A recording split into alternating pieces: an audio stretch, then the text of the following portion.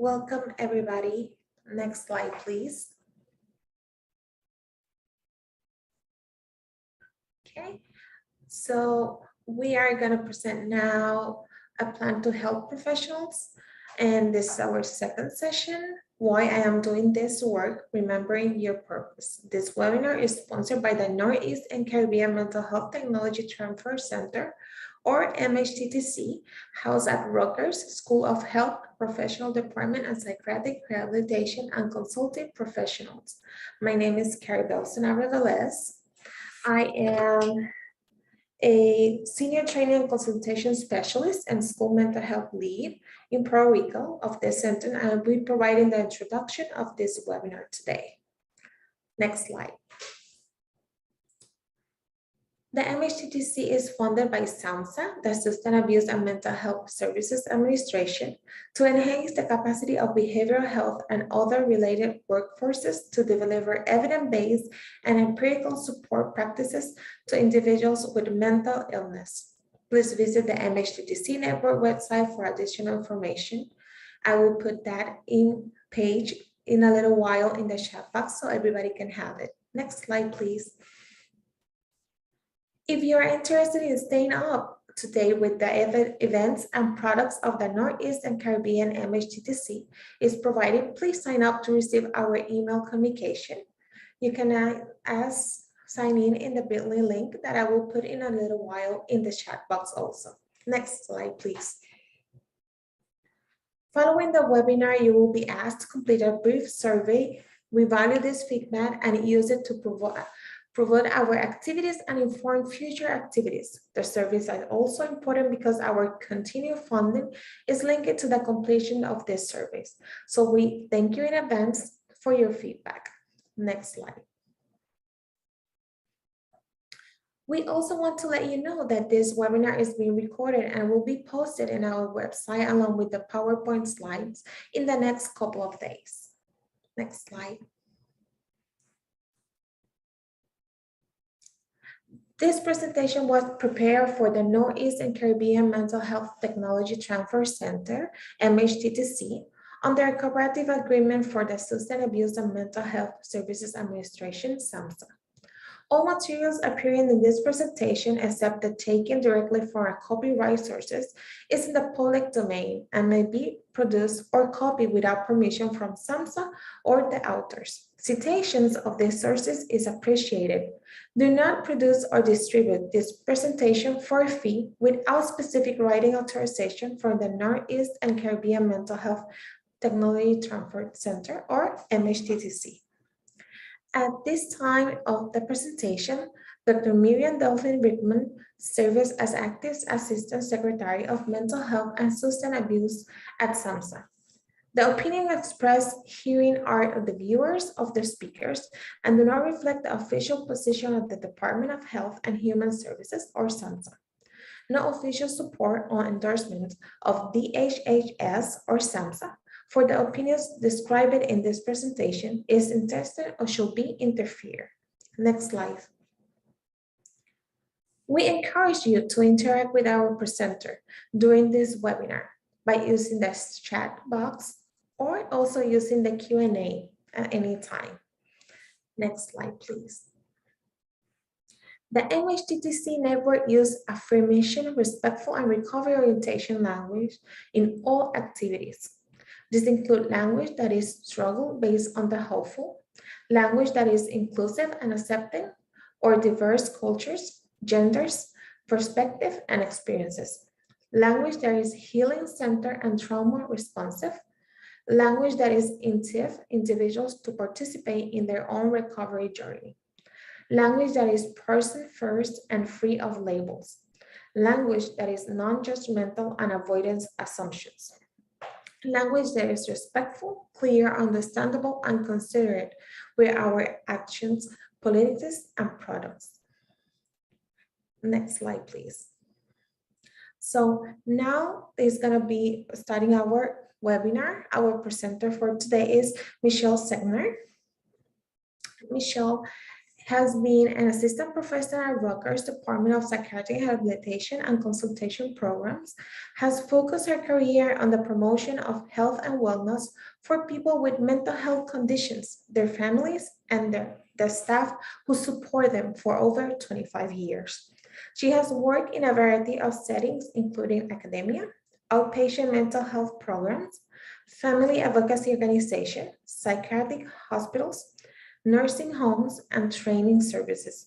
She conducts research, teaches, and mentors students and consultants with state psychiatric hospitals on the implementation of evidence-based mental health practices.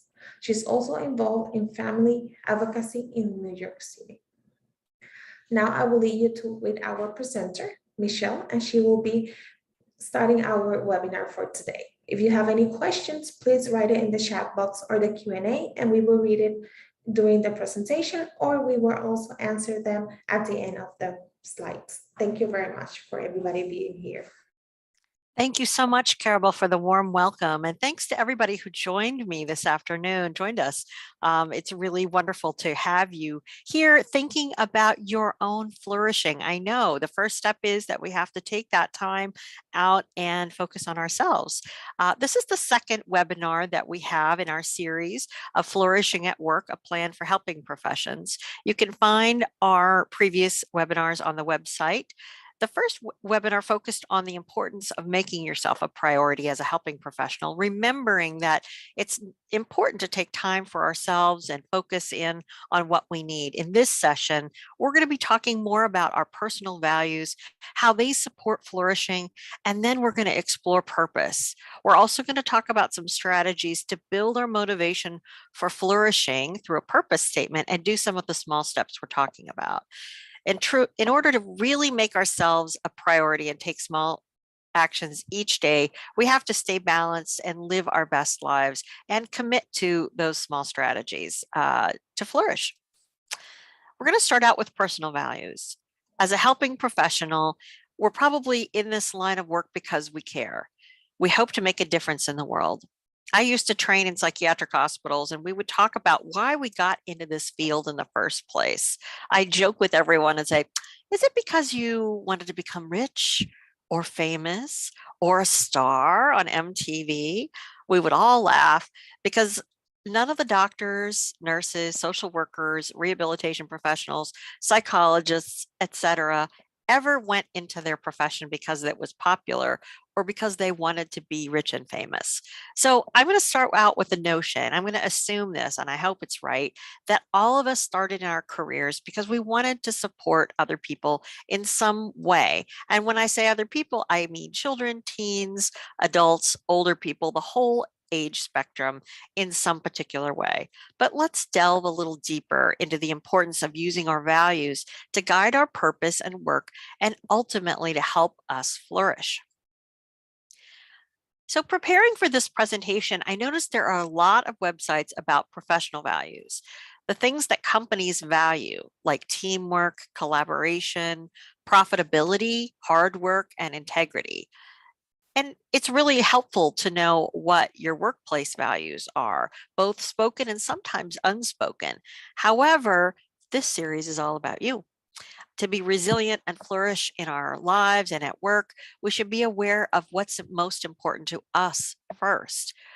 These, of course, may or may not be in line with what your work values are. Values are the lens that we see ourselves and our world. The priority of your values and the categories you place them in can become who you are and contribute to self-esteem, flourishing, and resilience.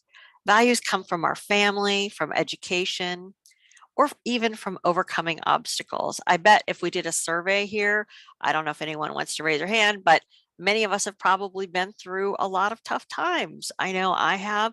I'm assuming that everyone here has gone through some difficult times, and those difficult times also shape who we are. When we think about that, at the core, who we are, those values come from family, education. They can also come from spirituality or faith. Think for a moment about who you would say you are. that reflects some of your values without naming them? So think about that for a second. Who you are that reflects your values. I'm going to give you my quick example. I'm a Midwesterner at heart, committed to helping people achieve recovery and wellness with a quirky sense of humor. Oh, fun, you say. From that statement, you might gather that I'm relatively kind of open, corny, get the pun there, corny Midwest. Okay, sorry. And work as a helping professional with a terrible case of dad humor. At least that's what people tell me. So think about yourself for a minute. In the broadest sense, who are you? What has influenced your values most profoundly? If you're comfortable, I'd invite you to share in the chat who you are, broadly speaking, without labeling your vocation. So anyone who feels comfortable, I welcome you to tell me and all of us who you are. Values are those broad beliefs that guide our decisions, choices, and actions. Values probably influence you to choose your vocation in some way. As I mentioned, we're all here because we want to help people. Values may guide you when you need to make a difficult choice. For example, have you ever been working and then someone offers you a position that offers more pay, but when you consider it, the job doesn't really align with your values or who you are? Or did you ever leave a position that didn't align with your personal values? For many of us, I imagine that a great example, I don't know about you, but I've only worked a few times at for-profit companies because I feel so strongly about helping people. So I end up often working in nonprofit organizations because I want to make the world a better place, which means, has certain impact on other kinds of things in my life. I once decided to leave a position after I felt I wasn't getting enough support for some extremely difficult work making health decisions for my clients. I went to my boss and asked for support and input. His response was, he had faith in me, and he suggested, yeah, you could do this on your own. You don't need me. While on the one hand, it was a compliment to be told that I could handle this on my own, in another way, I realized it was a conflict of my values. I strongly believe in fairness and ethics, and I felt that one person alone shouldn't be making these difficult health decisions without support.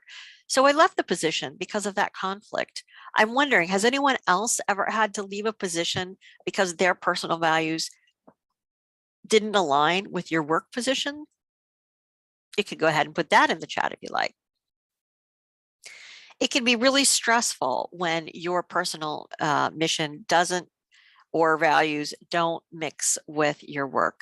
And it makes it very stressful and increases the conflict.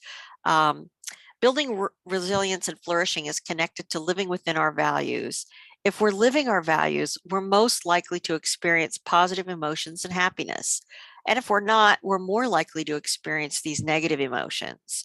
So what I'm talking about sort of all of these kind of abstract things, but it really does connect to our flourishing every day. Our core values build our sense of meaning, of who we are, of our work. Our values help us grow and develop as people and make sense of what's going on in our lives. The past 2 years have made many of us reconsider our work, how we live our lives, and really what we want out of life.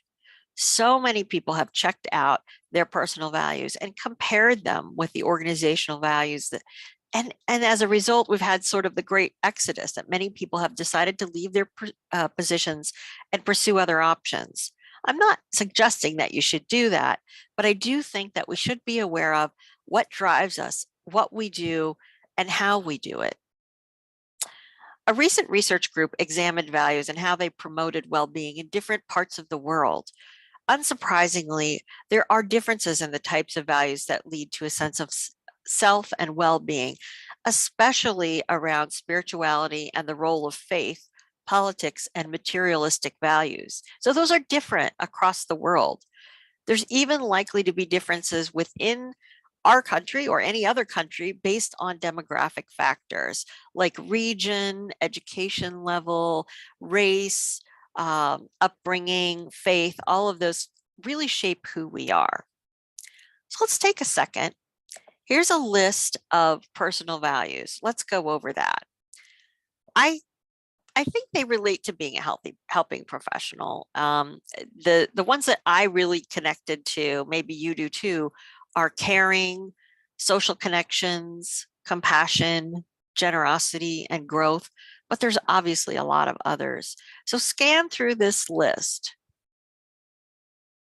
And as you scan, can you identify one or two that are really important to you?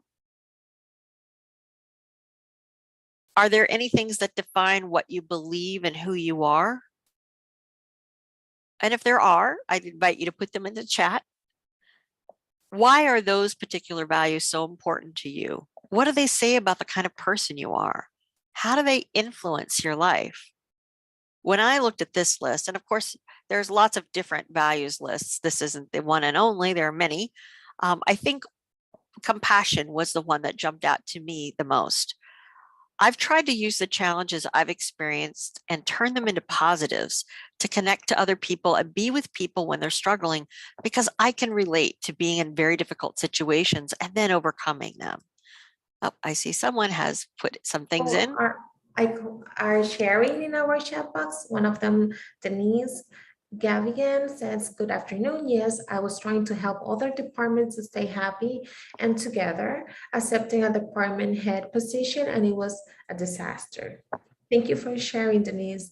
Lauren Deptula, I'm so sorry if I pronounce it wrong. Open mindsets, spirituality, compassion, and social connections are ones of the values that she understand that it's more to her. Thank you, the two of you, for sharing. Yes, yes. And it's really important. I think I just want to highlight, the first person who said, I sort of took another position at my job to sort of make people happy, and accepted it. And it really didn't work out well. And that's important to know. What is good for you sometimes isn't good for your company, and sometimes what's good for your company isn't necessarily a good fit for you. And some of those values of open-mindedness, spirituality, compassion, and social connection, all of those are definitely linked to people who are in the helping profession. So thank you so much for sharing that. And as you scroll, feel free to add in the chat box any other values that you feel particularly drawn to. Interestingly, our values tend to remain stable over time, but they can evolve as we grow and change. Living a life that's close to our values really helps us be more resilient and flourish despite the challenges we may face, but it can be really hard to do. Definitely, someone else added integrity, and I think that's a really a wonderful value that we should be living by. I mean, I'm making a judgment there, but that is one of my values as well, I should say. There's always going to be people and situations in life that make our living close to our values difficult. But by knowing them, even when we can't actually act and live in alignment with them, allows us to know ourselves, and it might help push us into other directions or choices that we can make to address them. So even if you're in that job or situation that doesn't align with your values, you might consider how you might be able to work towards something that is more in alignment with your values. All right. So how can you identify these values? You might say, wait a minute, Michelle, this all sounds great and good and everything, but I don't know what the heck you're exactly talking about. And I kind of said that to myself too, because I thought, now, how am I going to find what my values are? Finding and identifying what's most important to you actually takes a little bit of time and some reflection. But there are some great online resources that are surveys that can help you identify your values, including the life values inventory that's listed in the resources. It's got a list of questions you rate your connection to, which help you identify the beliefs you most strongly identify with. Things about faith, things about helping others, all listing similar to the list that we had on the previous slide. And then it helps you prioritize what's more or less important to you and offer suggestions about how you might want to strengthen certain of your values or the values that are particularly strong. There are also other online sources that I've identified. Many of you may know Bill Miller and motivational interviewing, but he developed something or someone used his material to develop a fun and interactive value card sorting activity that's also in a website, which is a lot of fun. I tried that as well. It has some great reflective questions to consider once you've thought out the different values. Another resource to consider is a good project out of Harvard University. It has some great resources to explore our own values and how to teach young people about values and exploration of values. There are just probably many, many others out there, but I really encourage you, if you're curious or wondering about what your values are, what's most important to you, to take a few minutes some weekend or some evening when you're scrolling with your kids or whatever, you're waiting with a client or you're helping, whatever, when you have a few free moments, that might be a thing to consider. Another way to identify some of your values is to have a conversation with the people who support you, your friends, family, or significant others, to get their input on how they would describe you, to get another perspective of who you are from the outside. This is an interesting activity, and I encourage you to go to someone who cares about you and knows you well. These are the big picture ideas of who you are, and you want to make sure that whoever you ask can deliver the information kindly. For example, sometimes people feel I'm too blunt, but they have told me in a way that isn't like, "You are so rude, Michelle, stop it." Rather, they focused on my ability to say difficult truths, but I know that sometimes I can be too blunt. And so that has become a value, is that truth saying, which also I have to work on how I express it. Um, so find those people who will share their thoughts with you in a thoughtful and kind way. Of course, you don't want to be smacked upside the head, or maybe you do. I don't know, but that's not what I really want when I think about my values. So, when you're making a tough decision about work, family, finances, health, you might consider some reflection about what's important to you and why a specific decision feels right for you. And I don't know if anyone's heard of shared decision making, but shared decision making also asks you to identify your values. And that's when you partner with a health provider to make the best health decision for you. The why, it's really important to know why you made it a decision in the past. Um, the why can mean it's in alignment with your values in some way. I remember getting a job offer once, and I actually made a decision matrix listing the pros and cons and then putting stars next to the things that were most important to me.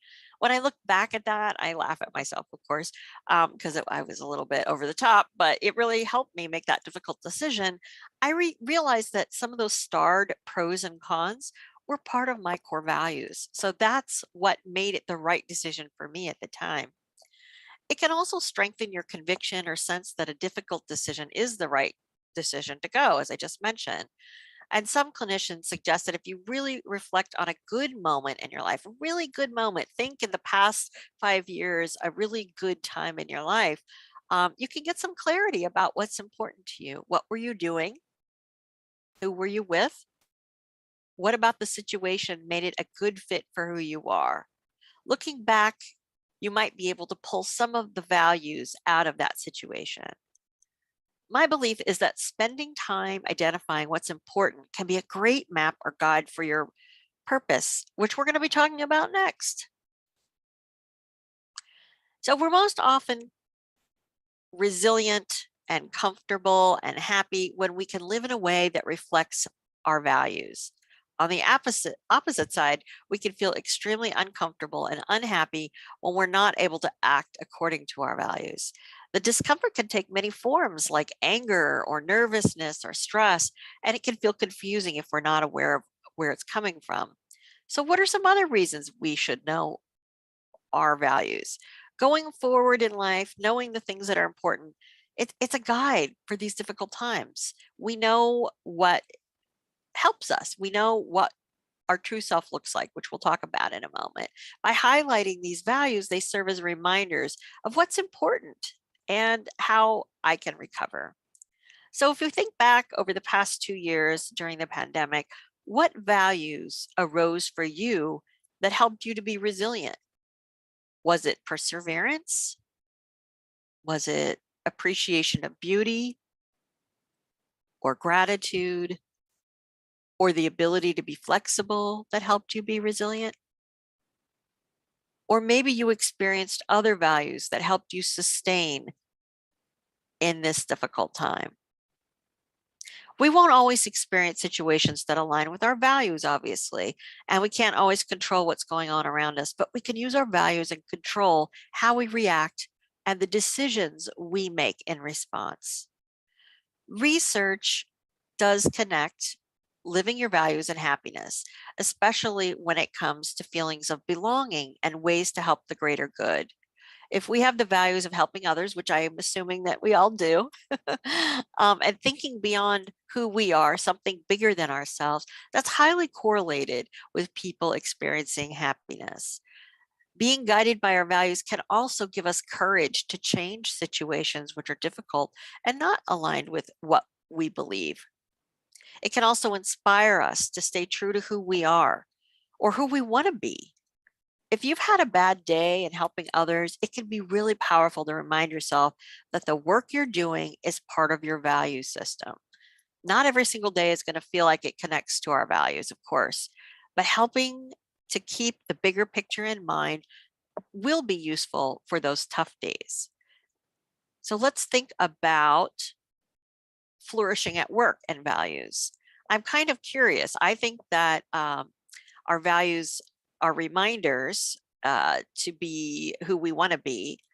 They are about that thing that we call the best self in positive psychology, that person we want to be when we're at our best, when we're grounded, we're feeling accomplished, content, and able to manage whatever comes up in the day. We're using our supports and our strengths each day. So when you think about it, how might your values promote flourishing? And I welcome you to put that in the chat. If you could think of any way that your values support flourishing when you're at work.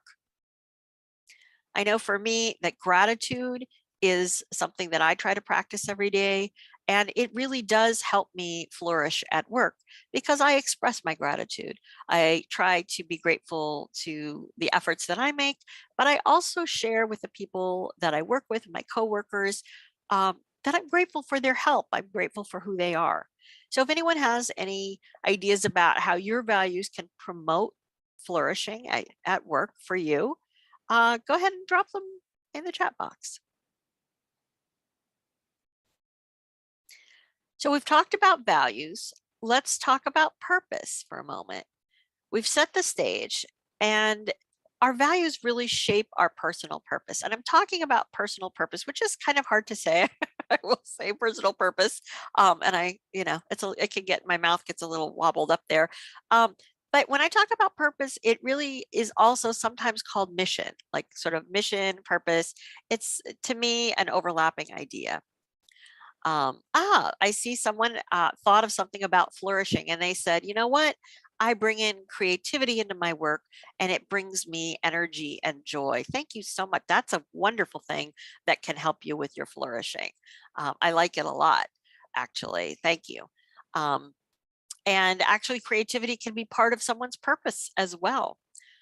Living with purpose means to live each day with intent and meaning rather than waiting for a purpose to reveal itself. So you kind of have that map in your head without external people telling you what to do. Someone else mentioned good health is part of how they live their values and flourish at work. They do exercise, walking, yoga, etc. Yes, absolutely. Good health is vital for flourishing at work and anywhere else. Thank you so much. So purpose life is really full of distractions that could take you away from your true self. I understand that. I'm like the queen of distractions. Sometimes life's priorities are made more apparent by the barriers we face in achieving them. But sometimes it takes the spark of inspiration that light a fire under us to propel us into living more purposefully. Purpose can guide our decisions, influence our behavior, what we do, shape our goals, offer a sense of direction, and even create that meaning, as we were talking about. Some people feel that their purpose is connected to their vocation, meaningful, satisfying work. For others, their purpose lies in their responsibilities to their family or friends, while still others seek meaning through spirituality or faith or religious beliefs. And some people may find their purpose clearly expressed in all different aspects of life. So, when you're thinking about your purpose, it can be really helpful to ask yourself a few questions. Who are you? Wow, this is like, the very big existential question. Who are you? Remember when I sort of asked you at the beginning of the presentation, who are you? Thinking in a broad strokes. Also, what are the values that you have?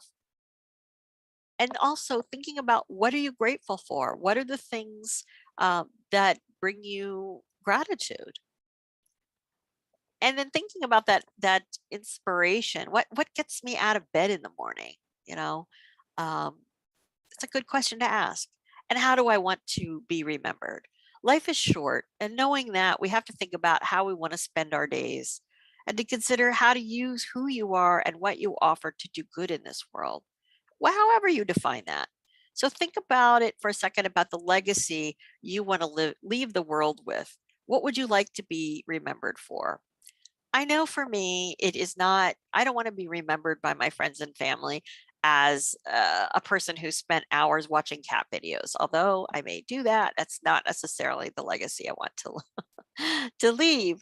I want to be remembered for being a good and kind person who tried to make the world a better place, which really helps me when I think about my purpose and how to refine it. I suspect that many of you have thought about your purpose in life and why you're doing the work that you're doing. But I think it's really connected to flourishing, and it's really kind of the another one of the building blocks. We talked about self-care and how important that is and being resilient, but purpose and being purpose driven also is really a foundation for flourishing as a helping professional. So if you'd like to refine your purpose or maybe explore it a little further, there are a few things you can try. Discuss your purpose with others. Talk to a coworker, friend, colleague, or mentor about your project of exploring your purpose. Talk about the ideas about your purpose. Maybe they've evolved or maybe they're changing. Questions like, what's most important to me? What do you think I'm particularly good at? What are my greatest strengths? When do you think I'm most engaged? How do you think I'll leave my mark on this world? And these questions are really based on a practice from the Greater Good in Action talk with teens about purpose. But I think it really does apply with adults as well. You'll see the link to that in the reference section and also in the resources. You can also take the VIA character strength survey to see what it reveals about your personal strengths. And our last session, session 6 in the Flourishing series, is going to be talking about your personal strengths a little bit more. And imagine yourself at some future age, like 10 or 20 years down the road, and think about what your life would be like if everything went as well as possible. I know sometimes it's hard to focus on only the good, but just imagine only the good in this moment. Like, what would it look like? Where would you be? What would you be doing? What would be important to you, or what is important to you at that time? What do you really care about and why? And focusing on this ideal self of who you want to be and how you want to be can increase your optimism for the future, which researchers believe is tied to having purpose and meaning. It's also really important to know your values and clarify them. It's hard to figure out what matters. If it's hard to figure out what matters most, you take some time. I mentioned some of the surveys you could take, and these are also listed in the resource section: the Valued Living Questionnaire, Portrait Values Questionnaire, the personal values questionnaire, they can all help you get clearer about what your values are. And lastly, it's really helpful to grow positive emotions, sort of making sure that we're broadening our outlook on the world and feel energized to take action for the greater good. So that can be really useful for finding purpose. And gratitude and awe, in particular, have been found to be most helpful in elevating your mood and helping people explore their purpose. Next, I'd like to show you a 2-minute video. Cross my fingers that everything works, that describes the value of living with your purpose through the work and what you offer the world. It goes over the Japanese concept of ikigai, where you combine 4 overlapping qualities: what you love, what you're good at, what the world needs, and what you can be paid for. Take Steve.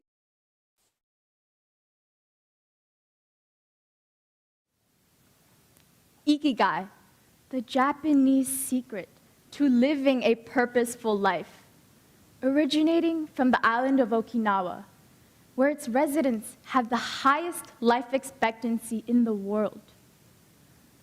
Once called the land of immortals, the UN states that Okinawa has the highest proportion of centenarians to date. These Okinawans live by a concept known as ikigai. Iki translates to life, and gai describes value. This term refers to the things that make one's life worthwhile, the reason you get out of bed every morning. Ikigai stands at the crossroad of 4 main qualities: what you love, what you're good at, what the world needs, and what you can be rewarded for. The intersection between what you love and what you're good at is your passion.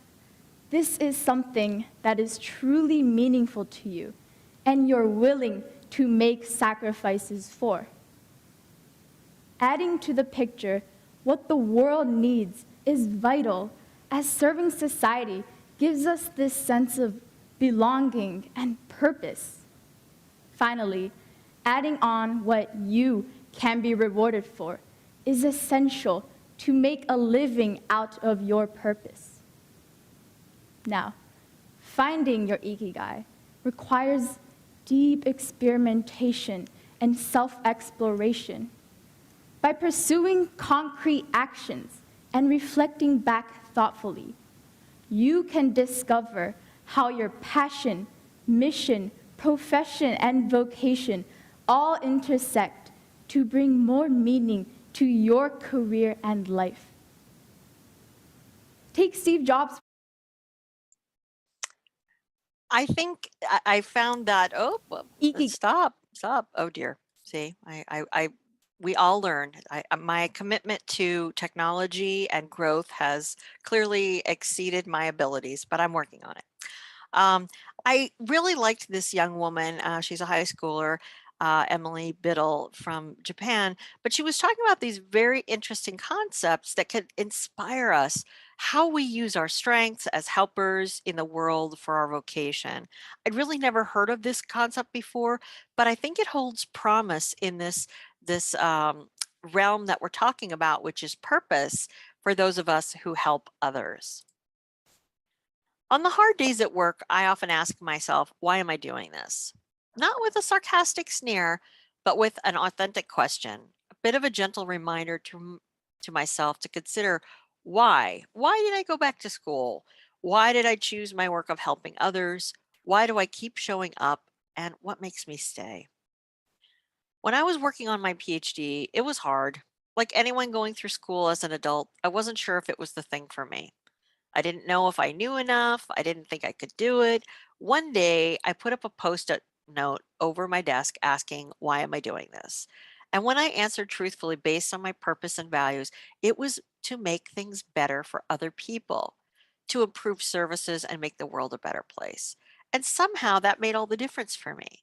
On those hard days when I wanted to give up, I'd see this little yellow note on my desk asking me why I was doing this very challenging thing, Then I'd remember it wasn't about me, it was about the people that I was really committed to supporting. The Post-it note is a powerful tool for me. On the days I get overwhelmed by administration or paperwork, even now at work, I can look at the note and think to myself, oh yeah, I'm doing this because I believe in helping people recover every day. The title of this presentation is Why Am I Doing This? And I was hoping that we would be able to reflect on our values and purpose and use the reminder as a way to combat compassion, fatigue, and burnout and live a more flourishing life. The interesting thing is if you have a sense of purpose and you could try to live by your values, there's so much research in positive psychology that indicates greater success in life and work at together. Some of the advantages for living your purpose include better cognitive functioning. Yep, you think better, like problem solving, focus, and concentration. People who live with purpose are also experiencing less stress. When you're living close to your values, then it's likely that you'll have less conflict with what you do versus what's important to you. If a person's values, say, include respect and dignity for others, it may offer an ethical conflict if the workplace asks for tasks that feel in conflict for that. One example might be if those were your values, respect and dignity, and your coworkers and supervisors were actively hostile to the people you were trying to assist. That could feel extremely stressful and exhausting. On the other hand, if you work in a setting that has dignity and respect written in their mission statement and their daily practices support these values, it can really reduce stress significantly. Also, people who live their values and sense of purpose are healthier. Research shows that people living a purpose-driven life are more likely to floss their teeth, exercise, and get to the doctor. Having a purpose also seems to be associated with lower stress levels overall, which contributes to better health. And there's a lot of research also in medicine about the impact of stress and inflammation and the contribution to a number of health conditions. All of this is a positive domino effect, which contributes to people who live their purpose actually living a longer life. Now we get to the most important question. Why am I doing this work? Many helping professionals want to help people and like helping people. Along with that is having compassion and empathy for the experience of other people. Some people may be in the helping professions because they've gone through difficult events or people they love have experienced difficulties and they want the system to be improved in some way. Helping professionals may also feel helping is their personal mission and an opportunity to change the world for the better. Of course, there are a lot of reasons that we get into these professions of education, teaching, health, or mental health. This list certainly touches on why I got into the field and why I stay.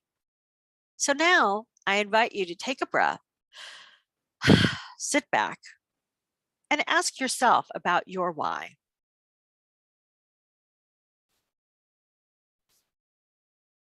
I'd like to hear from you now. Just imagine you're watching this river rush by and you're looking out, seeing the mighty strength of nature all around you, mountains in the background, stones, trees.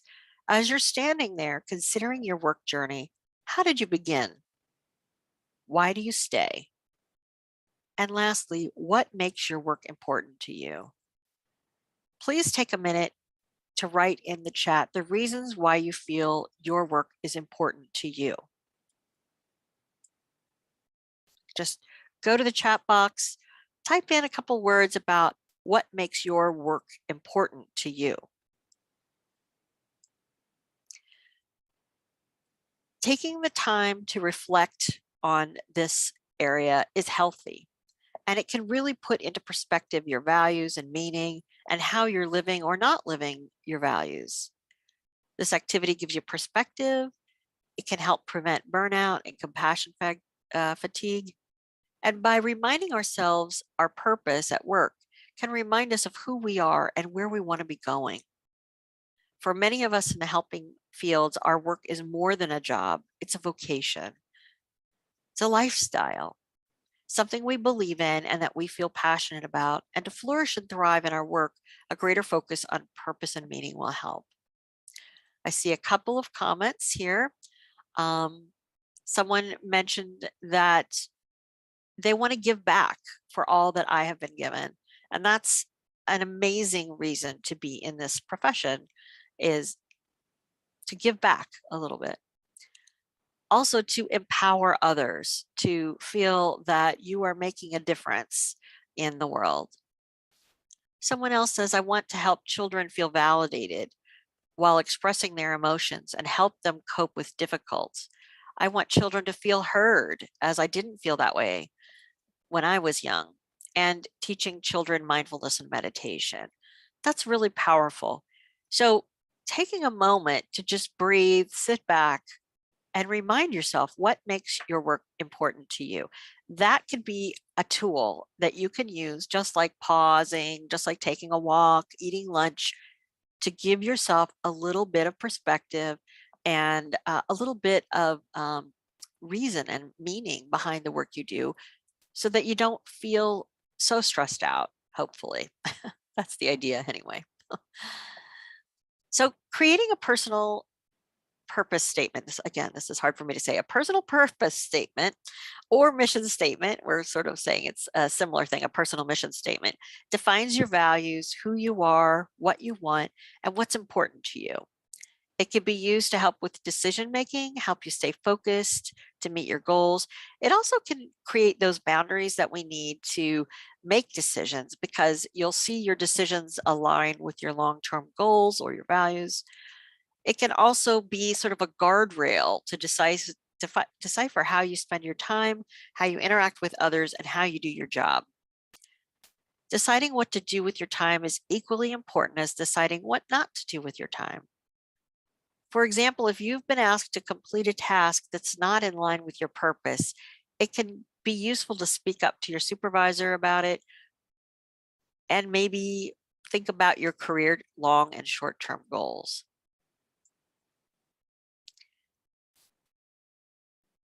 A personal purpose statement defines, yes. It also is really helpful to remember to brainstorm a couple of things. So brainstorm, how do I want to make a difference in the world? How do I want to be remembered? What kind of legacy do I want to leave behind? So in any personal statement, you want to have your values, you want to keep it short, keep it in the present tense, and focus on positive actions. But you do want to write out a draft of who I am, what do I do, and who do I do it for? And remember that this is a fluid document, right? It's going to be changing all the time. Also, it's really important to focus on positive actions, like the things that you will be doing rather than things you won't be doing. Like, I'll be expressing my gratitude rather than I'm going to ignore the things that annoy me. So trying to focus on the positive. Revise it as needed. And some people even say they want to display it. And I see another comment here. I want to help others access the resources that are available. Seeing others improve their lives is important to me. That's a wonderful purpose statement. Thank you so much for that. And then having someone's talking about these philosophical life discussions with a family member and wanting to help others have those conversations to succeed in life. Absolutely. These philosophical conversations, some of us are comfortable with them, some of us may not be comfortable with them, but that's part of good self-reflective practice when you're a helping professional, is you sort of think about yourself and your interactions with other people, because that's your primary gift that you're giving the person, is yourself every day. And knowing what that gift really is and how to use it is pretty important. There's some good personal purpose statement examples. I really like the first one a lot, because I often think of, part of my purpose. I wasn't able to do this all myself. I'm working on it, just as we all are works in progress. but my purpose is to be a beacon of light. I love that part. But think about, you may be an educator, and you may, some people already mentioned that they want to work with children and give them the tools of things like mindfulness and meditation, or they may want to help people, children, be as activated as they can be as adults, or ethical. So anything you can do to sort of put your purpose down, I think would be really helpful, because in a way that's making yourself a priority and giving yourself that reflection. I do also want to acknowledge that just knowing your values and having a personal purpose statement is another strategy to help you flourish. By themselves, they may not be enough to help you flourish, but together with making yourself a priority, practicing self-care, and the other strategies we're going to talk about this series, your purpose can help remind you of what's important in your life, and that maybe flourishing is part of the purpose that you have in your life. A personal purpose, a personal purpose statement. Um, you know, as helpers, we're often people who tend to give and give and give, and unlikely to say no. We know that doesn't help us flourish, but sometimes that still happens. These are statements that can describe your convictions, what you stand for, and how you plan to live that life. It becomes your personal definition of success, not necessarily related to what others say, not necessarily what your supervisor would say, not what your work would say or family. It's really how you're defining success for yourselves.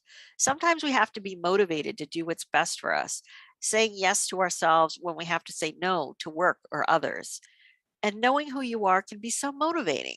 Just like the why am I doing this question, that always gets me to think about the work that I do and how important it is to me, and helps me forget some of the drama or politics, and stand with my values of helping with others. So, personal purpose statement can be motivating, it can be inspiring, it can help us guide our decisions in taking jobs, in taking new roles in our jobs, in the kind of work that we do as we help people. And it's a gentle reminder to flourish. It's kind of our aspiration, the best self, the where we want to be in our life.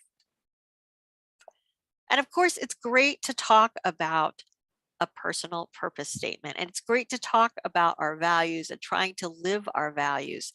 But in order to do that, it takes action, right? The first action was you showed up today. Thank you very much. I'm glad you took the time out of your day to be here. Now I'm wondering, what's one action you might consider to strengthen your sense of purpose? And if you wouldn't mind putting that in the chat.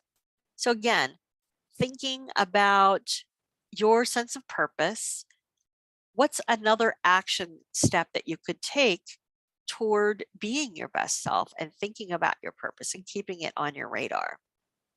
Any ideas? I know for some of us, it could be uh, scheduling time. I know that's hard, but putting it on the calendar, um, or maybe an action would be having the conversation about purpose with someone, um, or maybe talking to your supervisor about some of the work that you do if it feels in conflict with your values. Um, Thank you so much. Someone put in the chat, focusing on self-care so that I can fulfill my purpose. Absolutely. If you're not getting enough rest, if you're not eating, if you're not taking those breaks that you need, you're not going to be able to fulfill your purpose. And someone else suggests reading good books, sort of like, nourishing your mind and nourishing your spirit so that you can flourish. Excellent. Well, these are really good suggestions. Thank you. And this series is designed to focus on your flourishing. And I think of flourishing as like running a marathon. It's kind of, important to train each day a little bit and remember the long-term goal. I wish I could say you don't have to do anything and magically you are going to be flourishing at work and in your life.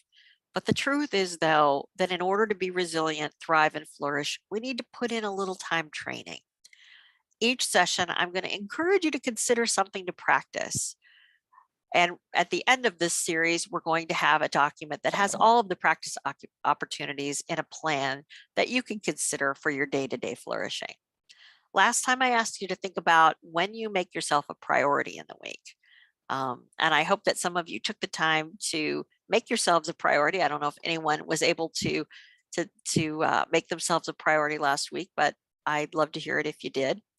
But given that what we've talked about today, I'd like you to consider some of your core values and when you've used them in the past week. What are your core values? When and where have you used them? Why do you do the work you do? Some people gave me some thoughts. I welcome, other thoughts, or this is really stuff to do on your own time. I think of this is a woman watering her plants. I sort of think about flourishing as a plant always, that our flourishing is something that we feed and we nurture and we water and we help grow. And then even to think about a purpose statement that includes your values and legacy that you'd like to leave. Someone gave me an action. Awesome. Access where my time is going. Make sure that some of my tasks are going towards my purpose.